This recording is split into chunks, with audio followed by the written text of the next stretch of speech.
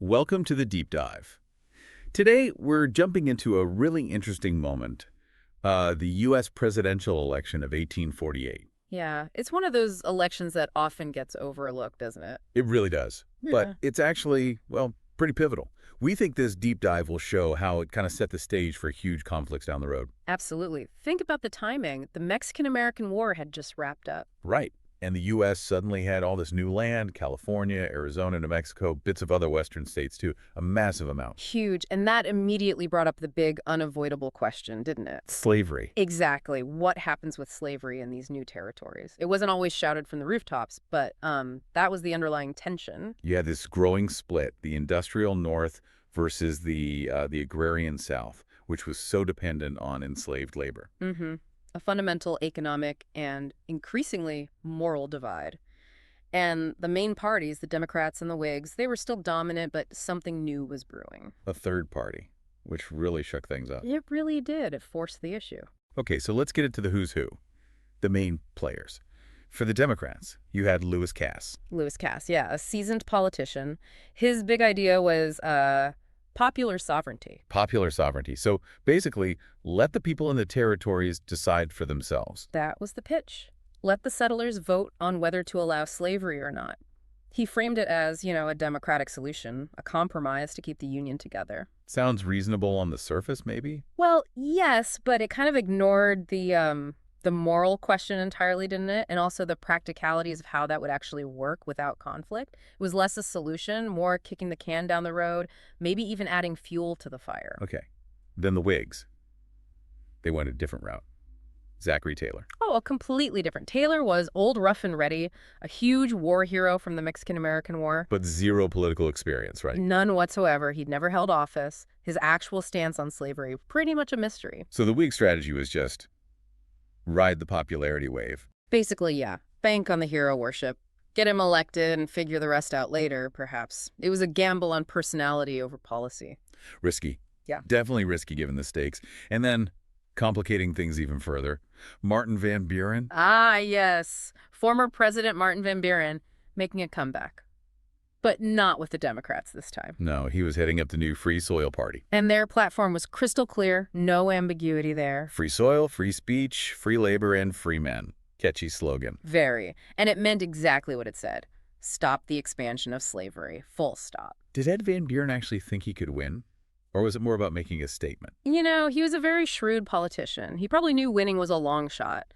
But the goal, force slavery onto the national agenda, make it the issue. Don't let Cass and Taylor sidestep it. So how did they campaign? It sounds like three very different approaches. Oh, yeah. The Whigs, it was all about Taylor's image. Parades, rallies, the whole old rough and ready, man of the people thing, relatable war hero. Cass. Cass and the Democrats stuck more to the script. Talked about, popular sovereignty, states' rights, warning about federal overreach on the slavery issue, keep things calm, maintain the balance. Well, the Free Soilers were doing the opposite. Exactly. They went right at it. They attacked what they called the slave power. The slave power. Meaning The perceived outsized influence of Southern slaveholders on the federal government. The Free Soilers aimed squarely at Northern voters worried about slavery spreading west. Okay, so a really dynamic campaign. How did it all shake out in the end? Who won? Well, the winner was the war hero. Zachary Taylor pulled it off for the Whigs. You got the electoral votes. Yep. Taylor got 163 electoral votes. Cass got 127. And Van Buren. Van Buren got 0 electoral votes. But, and this is really important, he got over 10% of the popular vote nationwide. 10%. That's actually pretty significant for a third party then. Hugely significant. And in crucial states like New York, his share was even bigger. He basically split the Democratic vote there. Which likely helped Taylor win New York and maybe the election. You could certainly make that argument. It showed the power of a third party focused on a single driving issue. So the Free Soil impact wasn't about winning the White House itself. Not directly, no. It was about changing the conversation. That 10% sent a massive signal. You can't ignore slavery anymore. It's front and center. The genie was out of the bottle, so to speak. Pretty much. The old attempts to compromise or deflect just weren't cutting it. And then comes the really ironic part with President Taylor himself. Right. Here you have a guy who was a Southerner, owned enslaved people himself. You'd expect him to toe the Southern line on slavery expansion? That's what many assumed. But Taylor, once in office, actually took a surprisingly firm stance against expanding slavery into those new territories. Really? How did that go down? Not well with many in the South, as you can imagine. He even hinted he might use force if Southern states tried to secede over it. Wow.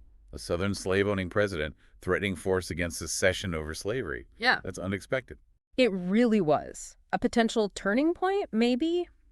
But we never found out how it would play out long term. Because he died in office very suddenly. Yeah, tragically short presidency. Died in July 1850, only about 16 months after taking office. What was the cause? Do we know?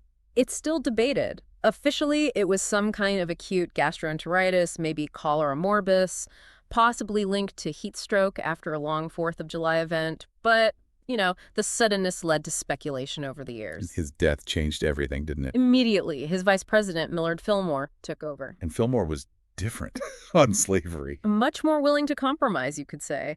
He was the one who signed the Compromise of 1850. Which included the Fugitive Slave Act.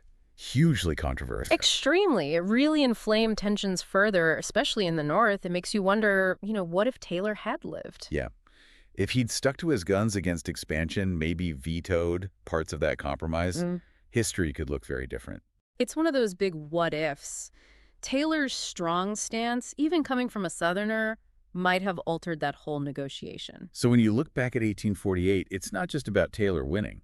It's so much more complex. Absolutely. It shows you the power of personality Taylor's hero status. It shows the power of third parties, the free soilers forcing the issue. And it really feels like the beginning of the end for that fragile balance that had kept the Union sort of patched together. It does. The seams were already fraying, but 1848 really pulled at them hard.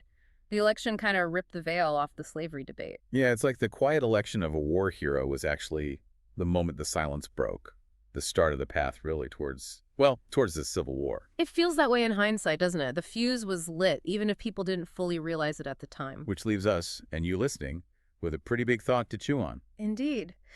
Considering Taylor's unexpected position, his opposition to slavery's expansion, how might things have gone if he hadn't died, if he'd served his full term? It really underscores how this single election, often just a footnote, had consequences that rippled out in ways no one could have predicted back in 1848.